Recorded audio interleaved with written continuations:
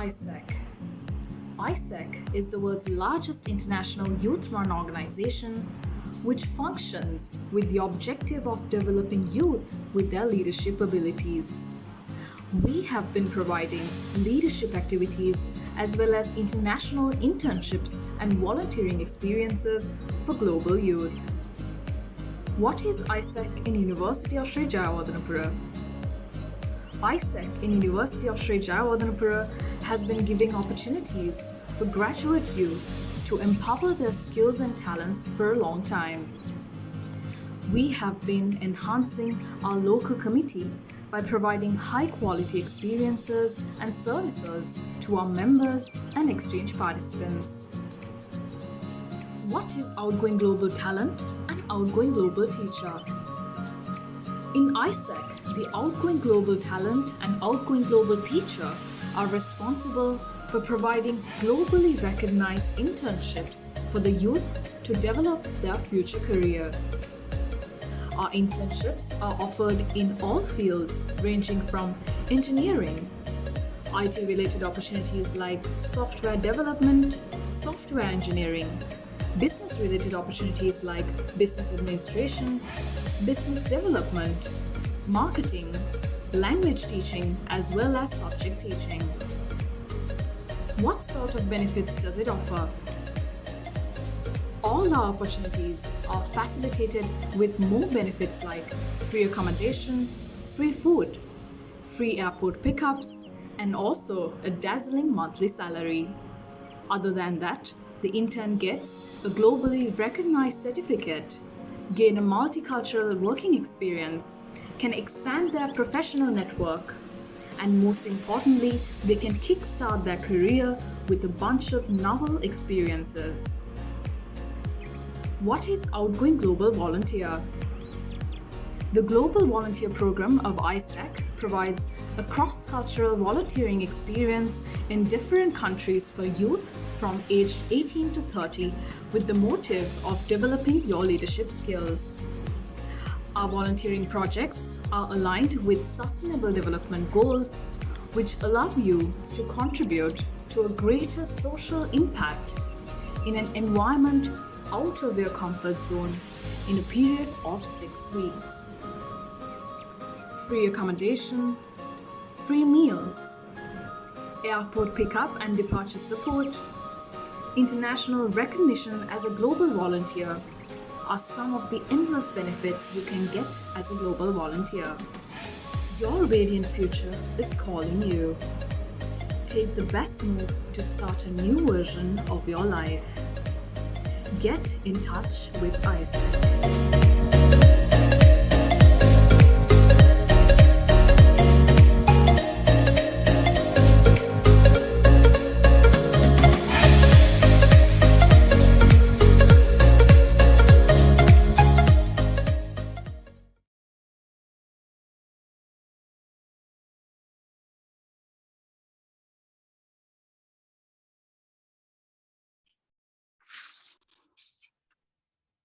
It was once said, creativity doesn't wait for the perfect moment. It fashions its own perfect moments out of the ordinary ones. Let me welcome you all to the second day of Creative Circuit 3.0, dawn of a day filled with creativity. Without any further ado, let us move on to our session. If I talk about today's speaker, she's a well-known costume designer for major productions in the film industry, and we are honored to have her here. Let's hear her experiences in the costume design industry by her own words. I warmly welcome Ms. Betsy Heimann for the costume.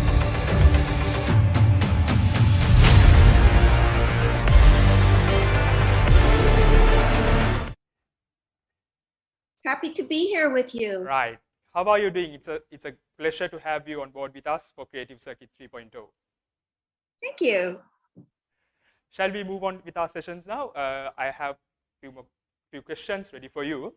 First, I would like to ask from you, can you tell us a bit about your earlier life? Before the well-renowned costume designer, who was Betsy? Well, I was born in Chicago, in America, Chicago, Illinois. And I had no idea that I wanted to be a costume designer when I was a young girl. But interestingly, my father had a tailoring business, and he used to bring home fabrics for shirts and ties and suits. And he'd show me the little swatches of fabrics, and he'd say, "What do you think goes together?" And it was like a foreshadowing. It was like a tale. It was like something that was going to come later in my life that I never knew about, because I'd say, I put this fabric with that for the tie and this for the suit. And he'd say, "Oh, that's really good. I'm going to do that." So then I left home at 16 and I came to California to go to college. I went to UCLA, University of California at Los Angeles, and I studied theater. And then I went to the California Institute of the Arts, where I studied design. And that's my early life. Right, great, glad to hear. So, as I said, your father inspired you to be a costume designer. Am I right?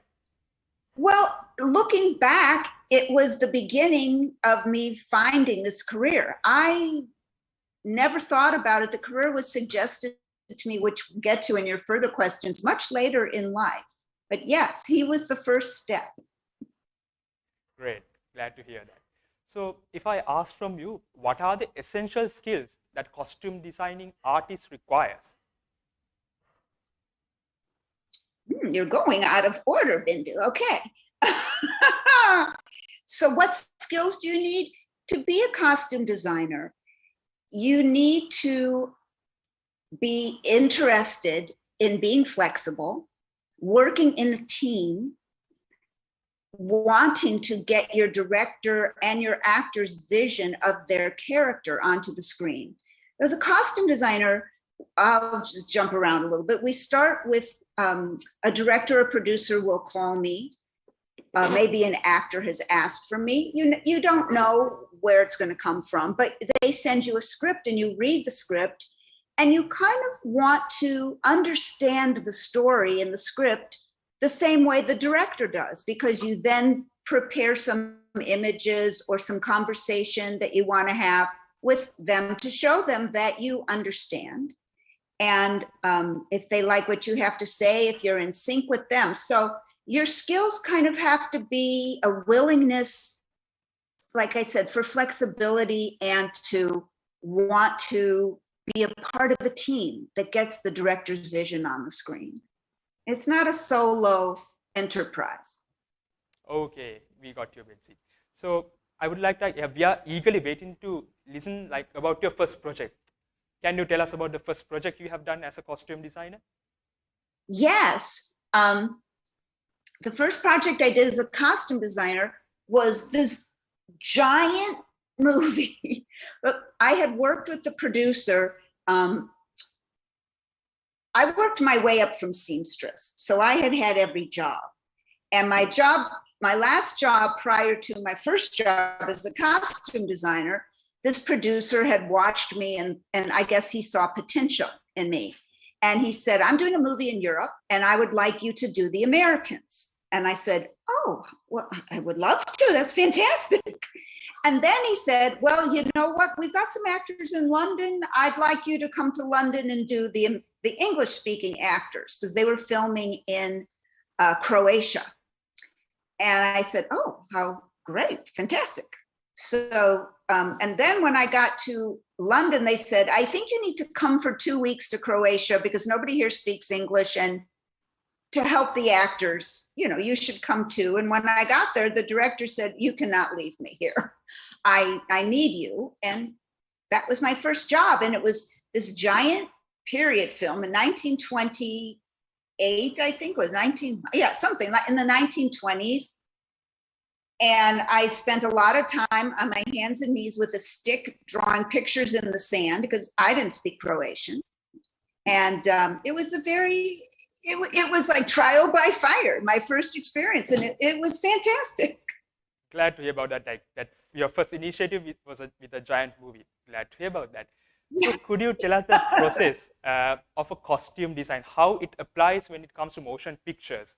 Like who contacts you initially and how does the process work? Right, well, I just was talking about that. that a director or producer will contact. I have an agent at this point in my career, but in the beginning, they would just call me and they send me the script and I read it. And then I have a meeting. And as time went by, I had a portfolio. Like I did this job, and they could see my work. And we talk about the film. And it used to be if they liked what they heard, they just would say in the room there, yes, please do our job. It's a little different now. We can talk about that later if you want. Right, thank you. So now you have worked with giant movies, great producers. Like how many, like nothing can be done alone. There are instances where it needs a team. So Yeah. when it comes to costume designing, how many are required in a standard movie? Like what makes up the team? Well, you always have a costume supervisor. And most of the time you have an assistant costume designer.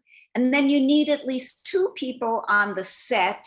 On the set, they be sure, because we film things out of order.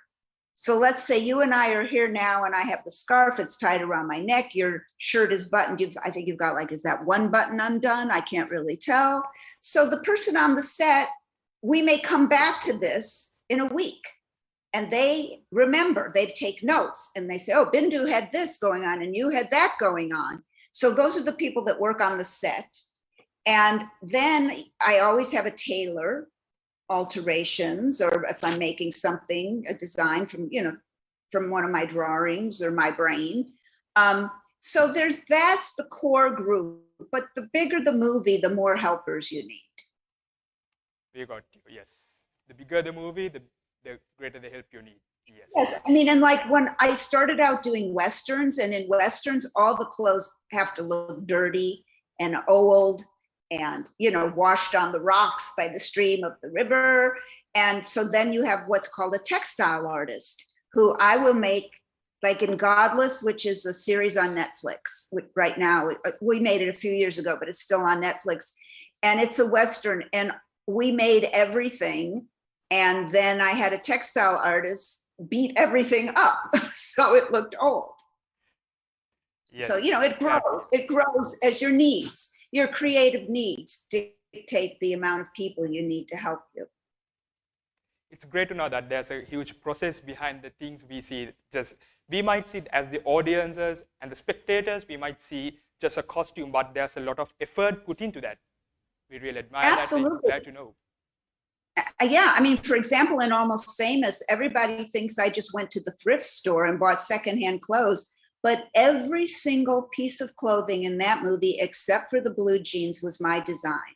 We made it all. I had a whole workroom. I had about 15 people just in the tailor shop, the penny lane coat, everything. And then I had a fantastic textile artist who we call it aging. They aged everything.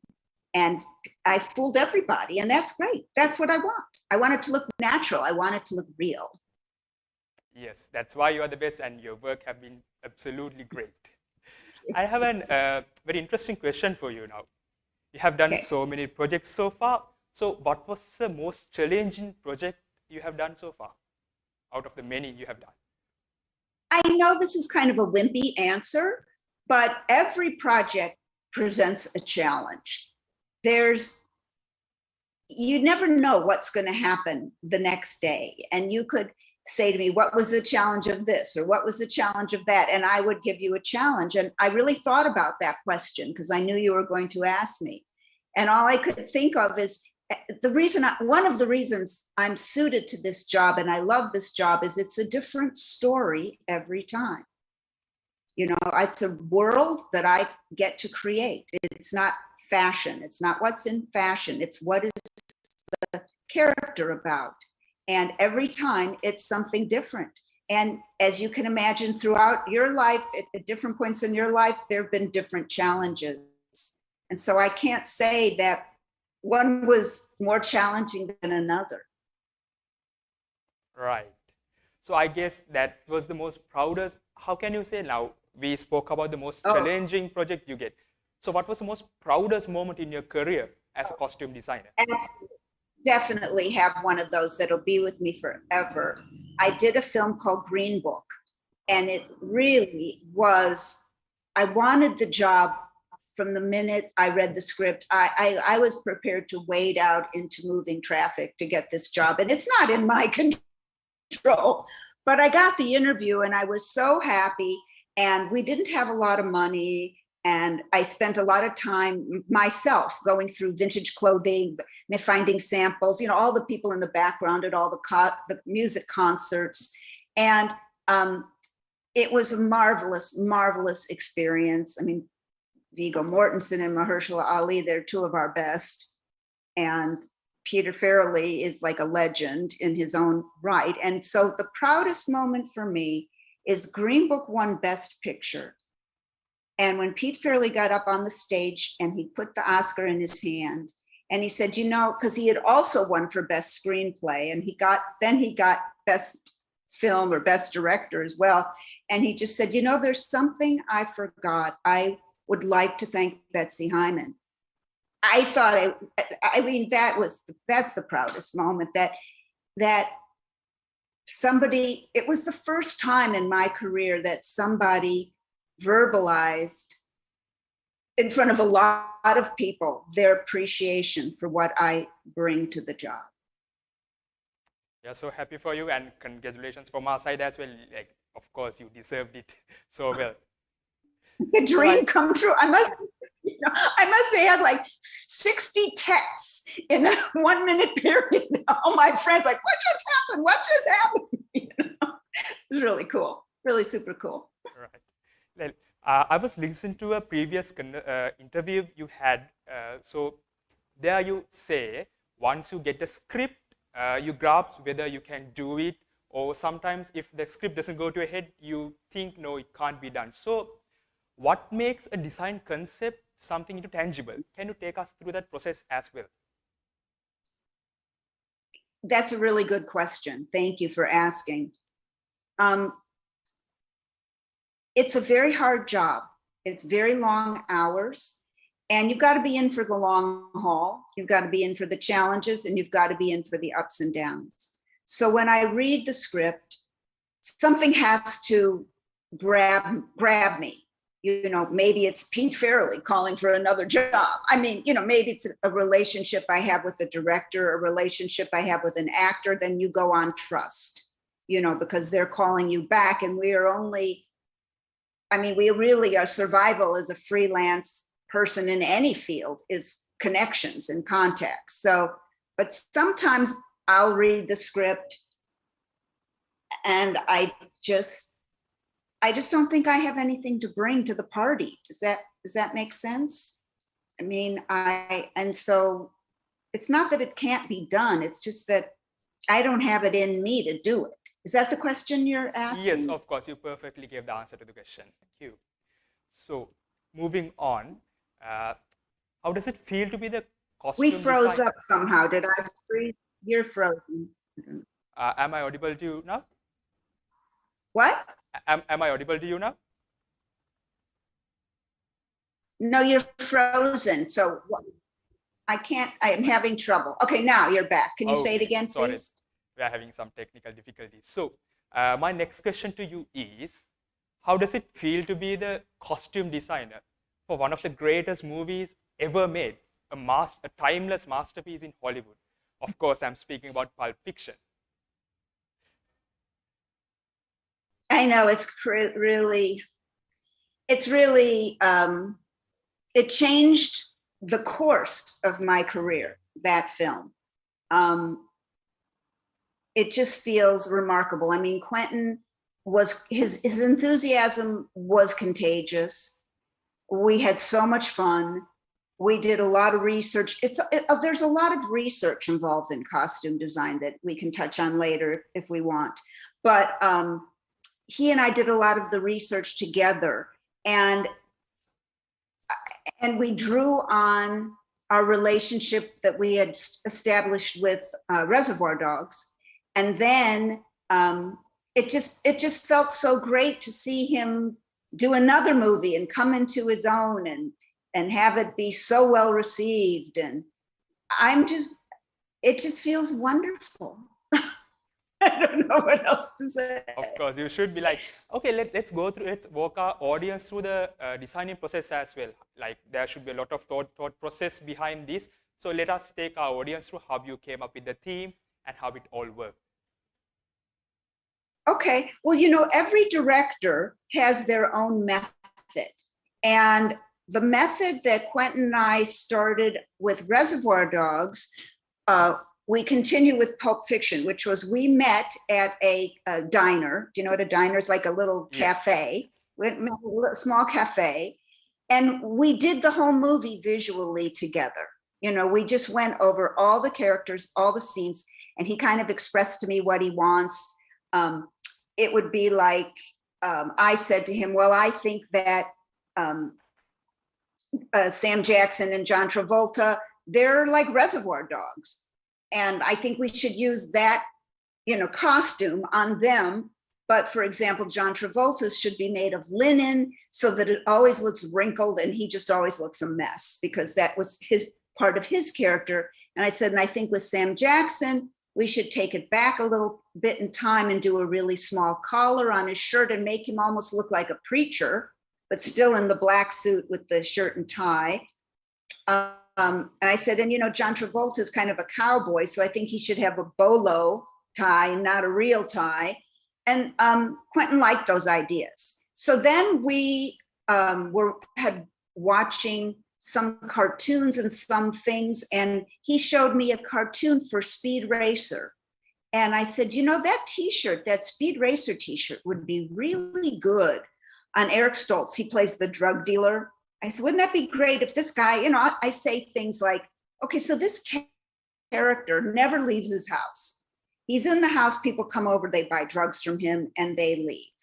And he never has to leave his house, so he never really has to get dressed. He was kind of a predecessor of COVID in a way, you know, and he never left his house. And I said, wouldn't it be fun if he just had this ratty old bathrobe with the Speed Racer t-shirt underneath and maybe his pajama bottoms, maybe some sweatpants. Quentin loved that idea. And he said, guess what? I have the Speed Racer t-shirt in my drawer. And I was like, fantastic, I'll take it. So, and then I said, I thought that the Uma Thurman character, Mia Wallace, I said, you know, she's a Reservoir Dog too, but she's married to the boss and she's always got to be like the boss's wife and hands off and no one can come near her. But on this one night, she gets to go out with Vincent. She wants to show him that she's one of the guys. She could be one of the guys. So I think her outfit should be like a Reservoir Dog outfit. And Quentin liked that idea. So we did the pants and the shirt, and Uma was very tall. I had very little money, no money, in fact, to do that movie.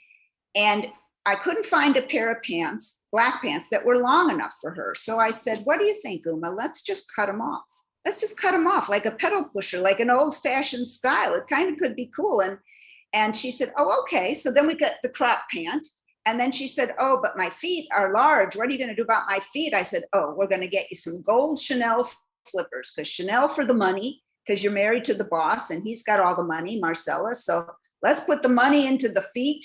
Let's make them golden and everybody's going to fall in love with your feet. Don't worry about it. And she said, okay. So this is kind of the process. Is that what you're asking? Yes, of course. So we just go character by character, and we talked about the Bruce Willis character, and Quentin said, I want a leather jacket like, I said, well, like in Hanover Square? He said, well, no, like in Who Will Stop the Rain? This was Nick Nolte, was in both movies. And I'm like, I get confused, but I think that same leather, I think it's the same leather jacket. And he'd say, is it? So our references oftentimes were cinematic. So we got that jacket that Bruce wears in Pulp Fiction was a style that had been made by this company, S.H.I.E.L.D, S-C-H-O-T-T, since World War II. So it was a classic. So we got that jacket, and then again we had we beat it up. We beat it up really bad, like he'd had it for years. So, you know, Quentin was really fun, really, really fun to work with. We had really good rapport, and he would pop in. We had a big warehouse where we shot some of the scenes and where we prepared the film, and he would pop in often on occasion to see what was going on in the fit with my fittings, and it was always great to have him. And that's it. Great. So, well, it sounded like a lot of work and effort. So, I would like to Yeah. ask from you, is it like as a costume designer, how busy are you? Like, do you have time for your family and your friend? How does it work with the other costume designers as well, in general? Well, again, we are all very different, and there isn't one process for every costume designer. Myself, I take a lot of time off between films. The vessel is empty, the vessel being me, and I have to refill. I need time with my friends, with my family. So if I'm working in Los Angeles, I'll have my weekends off. And so I can see friends and family then while we're filming. But if I'm out of town in some strange place, you know, it's lonely, it's lonesome. And I don't see my friends and family. But then when the movie is over, I always have at least a month, if not 2 or 3 months off until the next film, and I can get caught up with everybody. Yes. Other costume designers work continuously, and honestly, I don't know what they do. I can, only speak for me. Yes, of course. It's always better to have time for family and friend. Like, I would like to ask from you, has it always been a smooth ride down the costume designing industry? Like, were there instances where you had to remotivate yourself? Well, that's why I take the time off. I mean, I don't ever need to, I don't know that remotivate is the right word, but you need to rest. Your brain needs to rest. Your body needs to rest. So I need to reactivate myself, I think, is more than remotivate myself. But again, being in a freelance career, and this is something that anybody who's thinking about a career in film needs to remember, that you are at the mercy of the phone call or the next person that's going to call you. There's no job security. So you may be off 2 months, 3 months, 4 months, 5 months not by choice, just by maybe it's slow, something's going on in the industry that's slowing things down. So in that sense, there's no smooth sailing, but it's a job that's not completely in your control until you've got it. Yes. It's like you can't go to a party if you don't have an invitation. Of course. So, Betsy, what are new trends in the costume design industry? Right? Our audience would be eagerly waiting to know the new trends of costume designing industry. Well, I would have to say that costume design is not about trends. It's specifically not about trends. Costume design is about character. It's about the story. It's like, where do we find the character when we read the story? Where is the character at the end of the story? What does he go through? What, I don't like to say journey does he take, but what experiences does he have during the course of the film that can be expressed visually? So in the other parts of the costume department, like the costumers, the people on the set, the costume supervisor, of course, the trend, there's a lot of digital trends. There's a lot of programs to help you keep track of the continuity, the buttons and the scarves, and there's, because at the end of every movie, we hand in a notebook with a picture of every actor in every scene, every way the thing was worn, where it was purchased, if it was designed, where's the pattern, where was the fabric from. And, these are things that you are ongoing as you move through filming. But for costume design, there's it's character. A lot of people do their drawings in Photoshop with Adobe Photoshop. I don't do that. I have sketch artists that do that, and what ends up, I mean, anybody, if you haven't been, I don't know what in Deeply Prepared, but I have a website, BetsyHeimann.com. There's 2 N's at the end of my name. And you can see some of the sketches are very loose, which were done by me by hand. And some of them look like, you know, like photographs, and those are from Photoshop. So as time's gone by, a lot of times I'll get a sketch artist, whatever, we're at home. I'll get a sketch artist because I don't have the time to do the drawings. And then she likes to do it in the computer. So that is a trend. Yes, absolutely. I think before this conversation, even I went through your website, and those sketches and those costume designs were very live looking. I really adore those. Oh, thank you. Thank you very much. Yeah. There are so many people who have joined us here with us today, like from several parts of the world, and very young enthusiastic who would like to pursue a career in costume designing. So what's your guidance to them and advice to them to step up from doing this as a hobby and to make it, to become someone who does it for a living, to pursue it as a career? Okay, well, yes, I understand. You know, in Europe and in Asia, it's different. If you were coming up to be a costume designer in America, we have unions. And you got to get in the union to do the job, but you can't do the job unless you're in the union. You know, it's what they call a catch-22. But I think if you aspire to be a costume designer, the best thing you can do is to just offer yourself up as a production assistant in the costume department. Let's say you hear that somebody's coming to your town, to your city, to do a movie. You could get in touch with them. You can call the film commission of your city or whatever and say, I know how to sew, or I know how to shop, or I would love to work in the costume department as a production assistant. And it's not a high paid job, you know, I mean, but we've all done it. And then if you're good at that, you know, they'll call you back on another one. And then the designer or the costume supervisor might say, hey, you know, I'd like to try to help you. Let's move you up a little bit. Let's make you a shopper. Let's, you know. So like I say, it's a lot to do with contacts. So that's one thing you can do.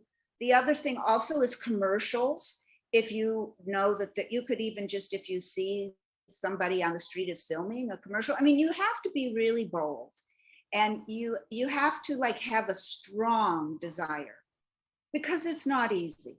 And in the beginning, you know, it's hard. I took in alterations. Like I said earlier, I worked my way up from seamstress. The career was suggested to me by another costume designer who saw a jacket I made in a boutique in Chicago. And she bought it for a show, and it needed the sleeves needed shortening, and there was a little tag on it. And she called me and said, I'd like to talk to you. I think you should become a costume designer. It was a big surprise to me. But that's how I got my, you know, and I heard her and I thought, oh, I think she's right. Because I thought about my dad, you know, and I thought, oh, I think she's right. So you just never know where the break is going to come from, but you have to open your eyes and you have to put your ear to the ground, and you have to watch, wait, and listen for the opportunity to get your foot in the door. And then in the beginning, you can't be all that choosy in the beginning. In the beginning, like let's say you get that job and you're doing what we call returns. Let's say it's a modern show, and they bought all these clothes at the bazaar or wherever they buy them. And then the ones they don't use, they've made an arrangement with the vendor to bring them back. And you're the one that's got to bring them back. And you're holding all these clothes. Oh God, you know, but you got to keep your eye on the prize, and don't ever say no. Like if somebody says, I'm doing a movie, you know, about an hour away from here or 3 hours away from here. Do you know anybody there? I'd love to take you with me. Find a friend, go stay with somebody. Just do it. Just make connections any way you can. Absolutely. You get the perfect answer. Like, we never know when will the opportunity will come. So, but we should wide open our eyes and seek each and every opportunity. So, like that particular opportunity may turn our lives. Absolutely great answer. So let's see now. We had a chat on how whether the points on your deciding whether to accept a project which comes to you and declining it. What would be the key deciding factor for you when deciding upon a project which is received up to you? Well, at this point in my career, loyalty is a key deciding factor. You know, sometimes, like I've done a lot of jobs over the years with Liam Neeson, and I'm not working right now. I know you're going to ask me that, but my last job that I was doing in Spain not too long ago, recently, Liam just said, will you do this movie with me? And anytime Liam says, will you do this movie with me? I just do it because he's so lovely to call me. I mean, he's been calling me for 14 years. What am I going to say? Sorry, dude, no can do. No, I'm not going to do that. And this last one, he called me, can you do this movie? Was like the job of a lifetime. So there's loyalty is one thing. And then, like I said, something in the script, like you read it and you think, okay, but then you notice a few hours later, you're thinking, I wonder if he'd look good in a leather jacket, or what? I wonder if she would take a coat with her when she has that argument on the beach. And you suddenly realize that you're doing the movie in your head. And so you have some sort of connection with it. And then you say, okay, well, I better really prepare well for the interview because I want to get this job. Right. We got the answer. So now a very personal question from you. What's your favorite costume design from motion pictures you have done so far? Oh, for me, yes. That I have done. Oh, you know, that's so hard. For a long time, it was Almost Famous. I loved, you know, Almost Famous was a labor of love. And it was so much fun. And, you know, the Penny Lane coat, I don't know, I think it's been in print. I'm not saying anything new when I say that it was some upholstery fabric and a rug from a store called Urban Outfitters. That was, the collar was made out of a rug.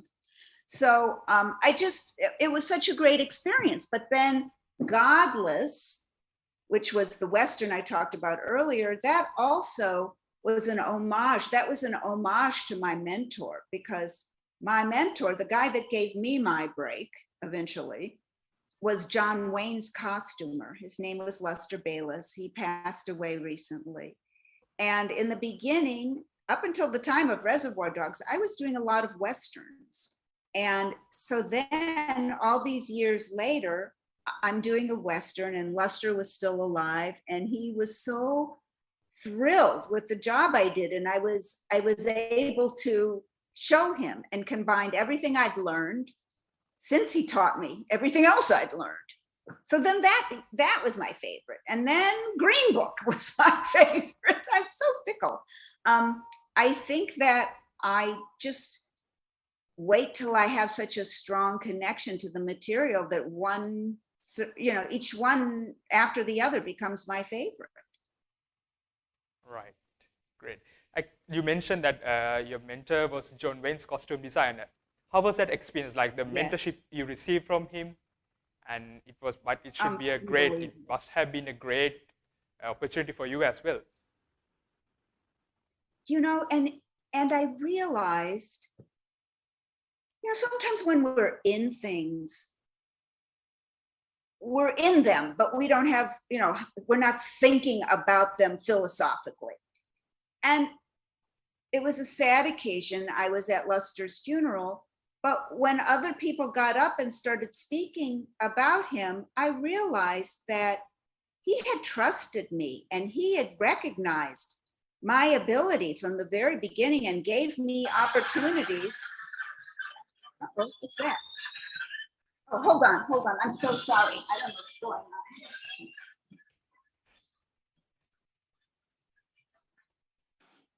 Oh my goodness, my apologies. My TV just came on. I don't know why. But right, Betsy, no worries. I just, it was so moving. I mean, my very first union job, when you have to get days for the union. I was sewing as a seamstress, and I went with the costumes. We were making dancer costumes. And so because I knew how the costumes went, they took me along. And then I made a friend, one of the other crew guys, and we went for lunch one day. And there was an older gentleman in the restaurant that my friend knew.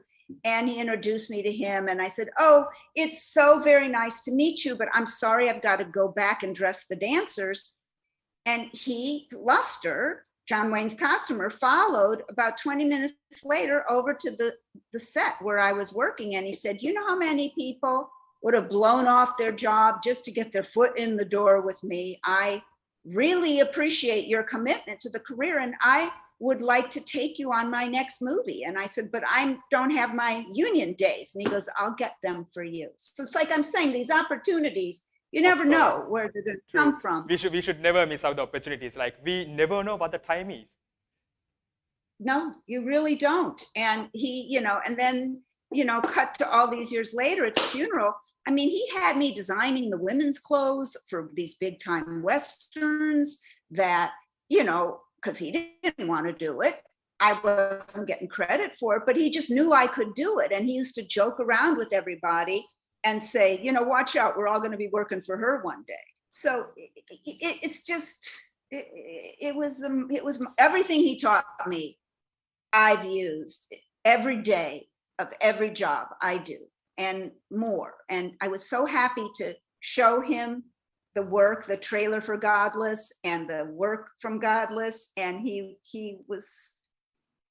just was so proud of me. And I'm going to start crying if I talk about it anymore. So such a wonderful. Of course, he should be very proud. Like, you have done a great job with each and everything. Yeah, he was something else. And his story was just as unique. And I learned about it at his funeral, how he got in the door with John Wayne, So we all have a tale to tell. And each one of you that chooses a path in the film business will have a story to tell. And it'll be a great one. Right. So basically now we spoke about your past engagements, what you have done. We would like to know, we are eagerly waiting to know what your current engagements are. Anything you're working on, like you would like to share with us? Well, I just finished, not too long ago, I finished a movie called Marlowe. I don't know if it's going to come out later this year or next year. It's, I don't know if you know of Philip Marlowe. He was a detective. Humphrey Bogart played him in The Maltese Falcon. He was from some mystery books. And this is another Marlowe story with Liam Neeson and Jessica Lange and Diane Kruger and Danny Houston. And it's set in 1938. And we shot in Barcelona. And interesting experience, full of challenges. But in the end, I'm pretty happy with the result. I had visions of grandeur, which of course, don't have them because it doesn't work. But I did a good job and I got along with everybody. And I think the director was pleased. And that's the most important thing. Neil Jordan is the director of this movie. And he is somebody that I had waited my whole career to work with. So isn't that marvelous that I got that opportunity? And I'm looking around for something else to do right now. I've been enjoying my time off. I was very tired after this particular film and I wanted to take a few months off, but I'll keep you guys posted. I'll probably. So this is like a resting period as we spoke. Yes, right. It is. So basically now. That's why I have time to be here with you, because I'm in a resting period. Yes. And we are so glad to, as I mentioned, we are so glad to have you here. Well, I have another question for you. Sure. What advice would you like to give the young enthusiasts who are looking forward to pursue a career in costume designing, like someone who wants to be like you one day? Well, I think we talked about that. I mean, what specifically are you thinking you want to know? Because I want to answer the question properly. Like specific set of advices, how they should work towards their end goal. Likewise, to be a well-renowned costume designer, not just a costume designer, well-renowned one. once you get established, think about your choices. Be loyal, and don't pick a job because you think it's going to be a big hit and it's going to get you further. I've never, ever done that. Pick a job that speaks to your creativity. Pick a job that you think am really inspired by this director or this material. Try and figure that out in the interview. The interview is a really important part of the process for any career choice in film or any career in general. But look at the director, listen carefully to what he's saying. Think, oh, he knows what he's doing. I think he could make a good job. He could do a good job. Or, oh, I'm getting really good feeling about this guy. I think I really could work with him. You just try to be in present time, in the moment, when you're reading the script and when you're having the interview. And if you're not sure, just go with your gut and don't be afraid to say yes. And also don't be afraid to say no. But don't make choices based on outcome. Make choices based on your creativity talking to you. Right, Betsy. Thank you so much. So it was a very insightful discussion, and thank you very much for your time and for your valuable insights. I think our audience have these questions for you, but all these questions have been answered. We had a broad discussion about the industry, and you of course covered everything, every part. So let me move to one question to make courtesy for the audiences. Let's see what are the questions. Okay. Right. The question would be, what do you know and that you wish you knew earlier when you were starting off as a young costume designer? Are you clear with the question? Yes, I am. And it's funny, something came to mind. One thing to know is your cameraman. And a lot of times in a movie, put the details up around the shoulders and the bodice and the top of a gown, or any details on anything for any costume. A lot of cameramen, a lot of cinematographers don't, or they get cut. They do them, but they might get cut out of the movie. The long shot, the long shot, the full frame, where you see everything. You're not coming in for the close-up. So details, I wished I'd known earlier, details that are from the waist down get lost a lot of the time. Right. Well, we have another question.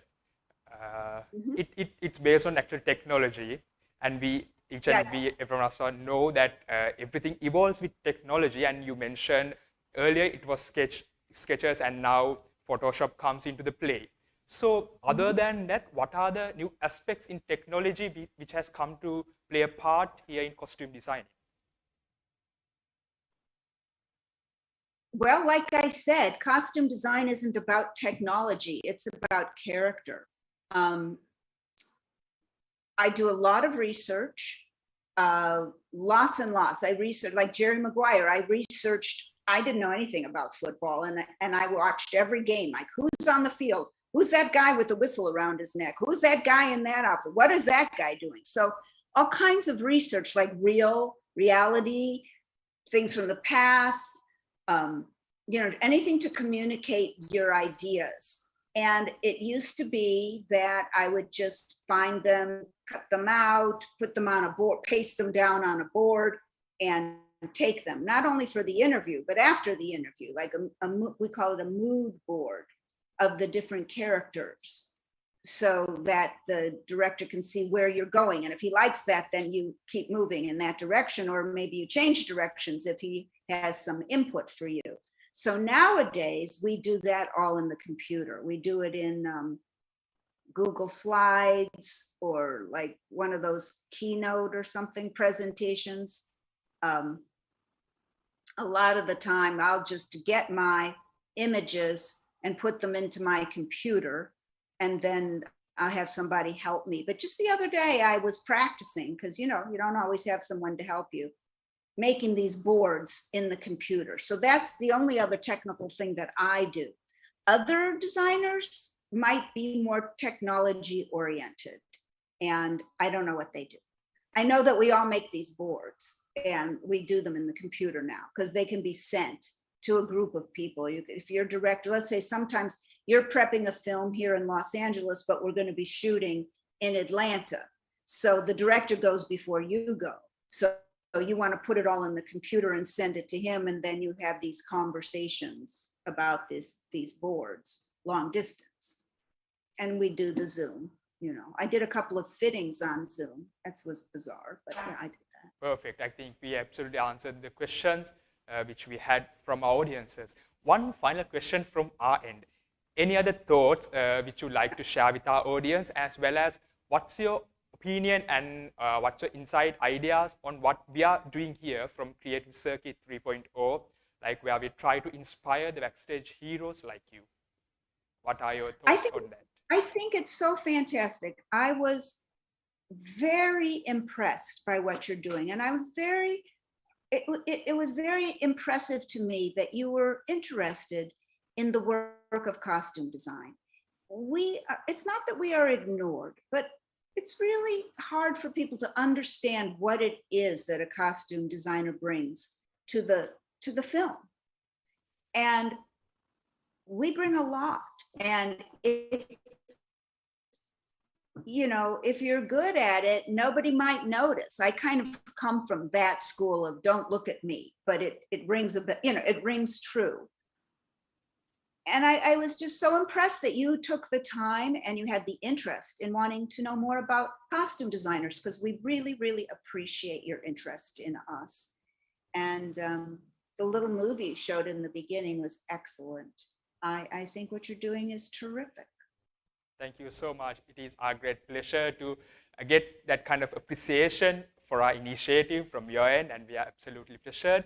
And as you mentioned, yes, not only costume design, and there are many, many other areas which we are covering, so that we maybe bring the real heroes behind. Now, what in the movie, we only say the actors, the director, and the producer, but there are a lot of efforts behind the scene.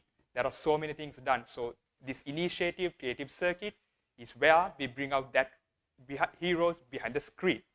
So Betsy, thank you again for your valuable insights. I think we have almost come to the end of this session. And once again, thanking you. I hope our audience has been inspired to listen to your amazing ideas.